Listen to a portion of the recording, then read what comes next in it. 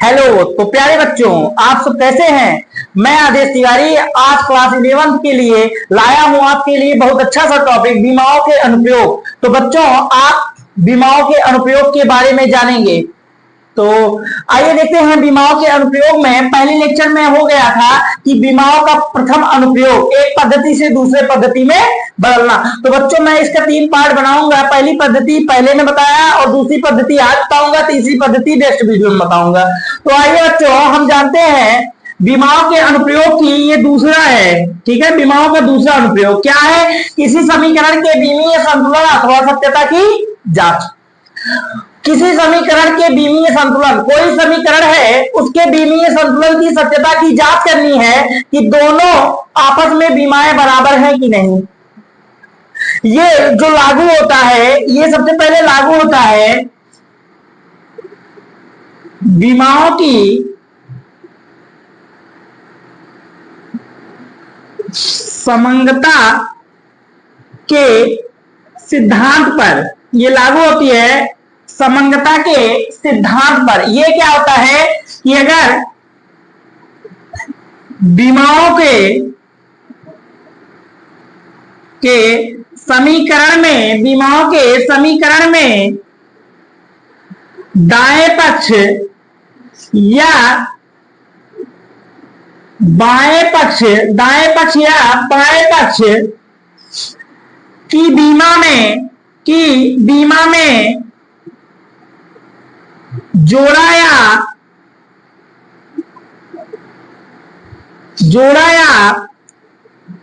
घटाया जाता है तो दोनों समीकरणों में जोड़ा या घटाया जाता है तो बीमा पर कोई प्रभाव नहीं पड़ता। बीमा पर कोई प्रभाव नहीं पड़ता।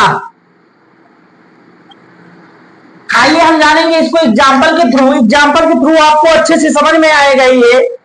तो देखिएगा बच्चों, एग्जाम्पल के थ्रू आपको अच्छे से समझ में आएगा। अगर एक समीकरण है 1/2 mv² = mgh, ये आपकी है गतिज ऊर्जा का फार्मूला है। गतिज ऊर्जा बराबर ये काइनेटिक एनर्जी और ये है mgh जो है आपका ये स्थितिज ऊर्जा। अगर हम बात करें, ये आपका काइनेटिक एनर्जी है और ये आपका पोटेंशियल एनर्जी है। दोनों समीकरण आपस में दिए हैं। तो इसमें कहा गया है किसी समीकरण के बीमा संतुलन अथवा सत्यता की जांच करना। मतलब इस समीकरण में पहले इसकी बीमा, उसके बाद इसकी बीमा। अगर दोनों बीमाएं बराबर है दोनों की, तो हम कहेंगे यह समीकरण संतुलन की अवस्था में है। तो आइए बच्चों, हम देखते हैं।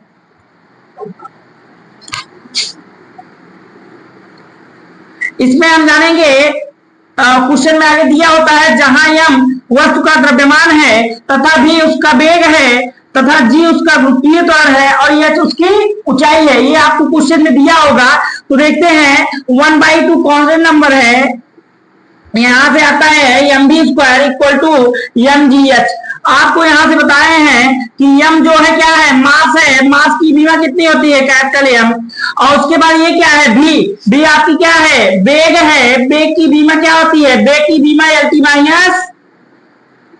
यही होती है ना, वेग बराबर विस्थापन बटे समय। तो हम यहां लिखेंगे LT-1 बराबर mgh। m क्या है, मास है और g क्या है, g गुरुत्वीय त्वरण। जी क्या है आपकी, गुरुत्वीय त्वरण। और गुरुत्वीय त्वरण की बीमा, कोई भी त्वरण हो उसकी बीमा LT- कितनी होती है, 2। तो यहां लिखेंगे LT-2 और आगे ये क्या है, हाइट है। इसका मतलब हाइट को मेजर करते हैं लेंथ L से। तो देखिएगा बच्चों, m LT-1 बराबर, यहां स्क्वायर भी है बच्चों और यहां से आया आपका m L² और t का पावर -2, क्योंकि यहां से L² और t का पावर -2 बराबर m L से L² और t का पावर तो यहां से आया आपका M L square T minus two बराबर M L square T minus two. इसका मतलब बच्चों समीकरण का बायां पक्ष और समीकरण का दायां पक्ष दोनों आपस में बराबर है। अतः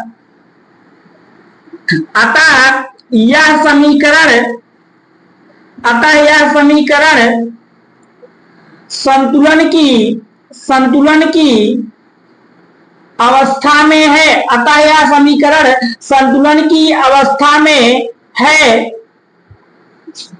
तो यह सत्य है। तो यह सत्य है क्योंकि देखेंगे कि दोनों समीकरण आपस में किस अवस्था में है, संतुलन की अवस्था में है। तो हम जानेंगे कि यह समीकरण सत्य है। उसके बाद आगे देखते हैं बच्चों, एक और देख लेंगे इसमें एग्जांपल, इतना आप लोग नोट कर सकते हैं।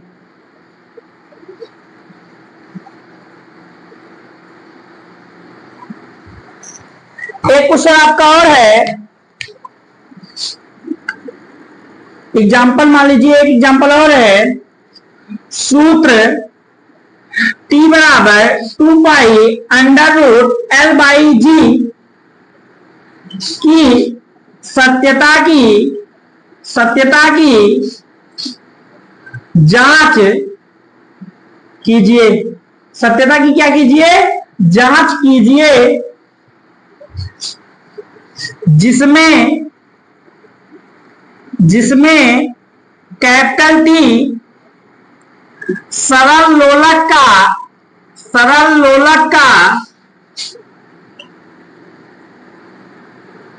आवर्तकाल है, सरल लोलक का आवर्तकाल है तथा स्मॉल एल रस्सी की लंबाई और स्मॉल जी गुरुत्वीय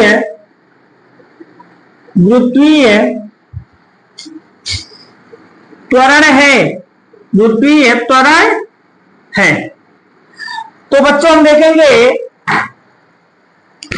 सॉल्यूशन में सबसे पहले दिया है कैपिटल टी सरल लोलक, दिया है कैपिटल टी सरल लोलक है। सरल लोलक का आवर्तकाल ना, सरल लोलक का आवर्तकाल है, सरल लोलक का आवर्तकाल है। अगर सरल लोलक के आवर्तकाल की बात की जाए, आवर्तकाल की बीमा टी की बीमा लिखेंगे सबसे पहले, टी की बीमा। तो ये आवर्तकाल है और आवर्तकाल जो होता है वो हमेशा कितना होता है? Capital T. उसके बाद आपका अगला है लेंथ, लंबाई, एल की बीमा। तो ये आएगा आपका लेंथ है तो कैपिटल एल। उसके बाद गुरुत्वीय त्वरण की बीमा, तो ये आएगा आपका एल टी माइनस 2। अब इसके बाद हम जानेंगे, तीनों की बीमा हमको पता चला तो हम फार्मूले पे रखेंगे t बराबर 2 pi under root L by g. T का बीमा जो होगा वो कैपिटल टी बराबर 2 पाई जो है कांस्टेंट वैल्यू है, इसकी कोई बीमा नहीं होती है। इसके बाद under root L by g, L की बीमा कितनी है? तो कैपिटल एल और डिवाइड बाई जी की बीमा गुरुत्वीय त्वरण एल टी माइनस 2, यहां से एल टी माइनस 2, और ये अंडर रूट में है, कोई किसी चीज का अंडर रूट हटता है तो 1/2 के रूप में बाहर जाता है।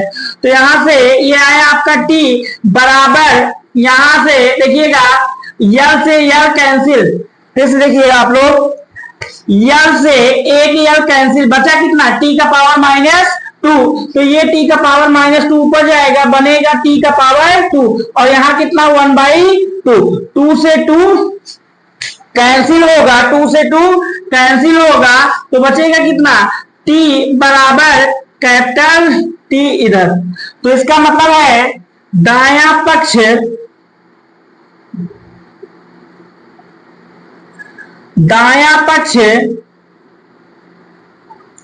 और दायां पक्ष और बायां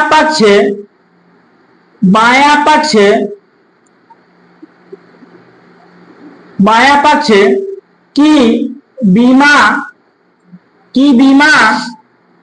बराबर है तो यह समीकरण संतुलन की अवस्था में है। देखिएगा दोनों पक्ष आपस में बराबर है तो यह समीकरण संतुलन की अवस्था में है। एग्जाम्पल नंबर दूसरे से आप लोग समझे होंगे। एक एग्जाम्पल और बता रहे हैं जिससे आपको अच्छे से समझ में आएगा पूरा।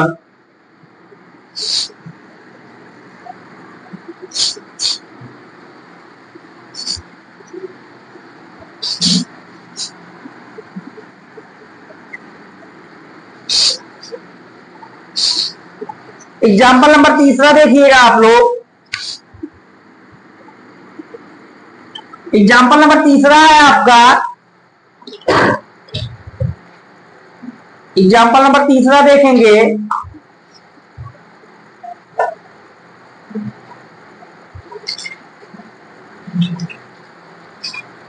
उपग्रह की कक्षीय चाल, उपग्रह की कक्षीय चाल v बराबर √2gm डिवाइड बाई r। अगर ये है तो इस समीकरण को संतुलन की अवस्था में रखना है जहां कैपिटल G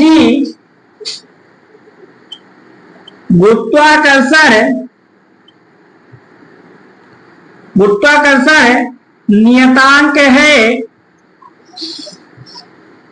तथा कैपिटल M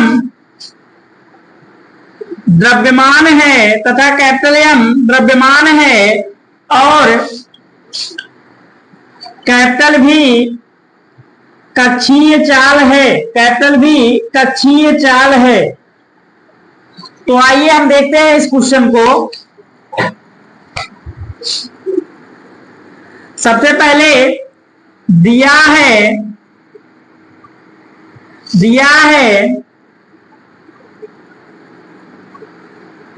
कक्षीय चाल, उपग्रह की कक्षीय चाल v। तो v क्या है? वेलोसिटी है तो v की बीमा। अगर ये वेलोसिटी है, वेलोसिटी की बीमा lt माइनस कितना होता है 1। और इसके बाद है गुरुत्वाकर्षण नियतांक कैपिटल G से, गुरुत्वाकर्षण नियतांक कैपिटल G की बीमा। हम जानेंगे कैपिटल G की बीमा कैसे निकलती है। तो यह बराबर होता है formula Gm1 m2 divide by r square. यहां से f r के साथ गया तो f r square divide by ये नीचे आया m1 m2 बराबर कितना? Capital G। देखिएगा फोर्स के साथ r स्क्वायर का मल्टीप्लाई हुआ और डिवाइड बाई में आया m1 m2 बराबर कितना? G के। तो सबसे पहले m की बीमा m lt माइनस 2, इसके बाद r की बीमा l square divide by kg, दोनों कितना हुआ? कैपिटल M का स्क्वायर। एक m से एक m कैंसिल हुआ। उसके बाद हम बात करें, अगर ये ऊपर जाएगा तो बनेगा m का पावर -1।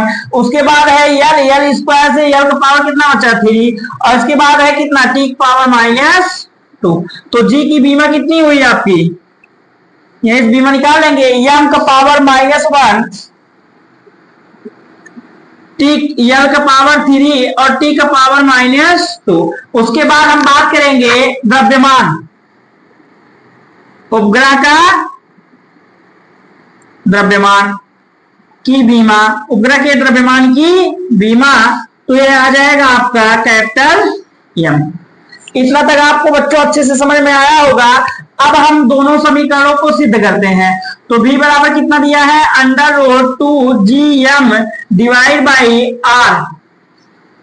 हमने आपको बताया कि अगर अंडर रूट हटाते हैं तो 1/2 के रूप में जाता है। तो v बराबर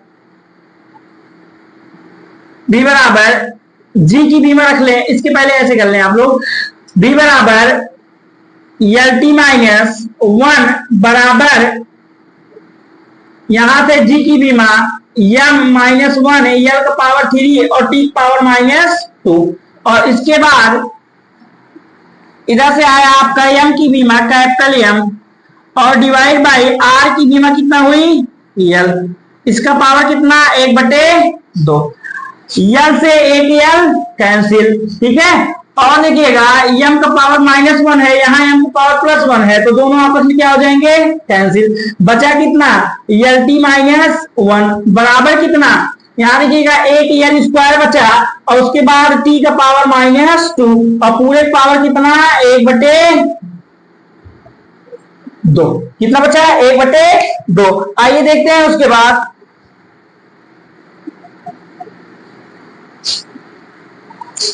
यहां से देखिएगा दोनों में 2 कॉमन है, तो हम देखेंगे एल टी -1 बराबर ये बचेगा एल का पावर 1 और टी का पावर -1, 1/2 से 2 से दोनों 2 में कैंसिल, तो बचा कितना एल टी -1 एल टी -1। अतः यह समीकरण सत्य है, अतः यह समीकरण सत्य है क्योंकि दोनों की बीमाएं right hand side and left hand side दोनों आपस में बराबर है। तो बच्चों यहां तक आपका दूसरा अनुप्रयोग है, इसके बाद हम आगे आपको बताएंगे तीसरा अनुप्रयोग नेक्स्ट वीडियो में। तो जितना ही आप लोग अपने दोस्तों के पास शेयर करिए और वो 11th का जो है टॉपिक अच्छे से पढ़े, और मैं पूरे जिम्मेदारी के साथ आप लोगों को पूरा सिलेबस आपका कराऊंगा, ये मेरे ऊपर डिपेंड है। आप लोग निरंतर पढ़ते रहिए और कुछ क्वेश्चन जो है अगर आपको चाहिए तो टेलीग्राम पे मैसेज करिए, नहीं तो मेरा नंबर है उस नंबर पे भी आप मैसेज कर सकते हैं 73 48 49 06 47, ये मेरा फोन नंबर है, मोबाइल नंबर व्हाट्सएप कर दीजिएगा। कोई क्वेश्चन हो आपका तो बताइएगा। इसी के साथ मैं इस वीडियो को यहीं रखता हूं, मिलते हैं नेक्स्ट वीडियो में। तो यस इसी कोचिंग क्लासेस के चैनल को आप सब्सक्राइब करना ना भूलें। Thanks, love you all of you.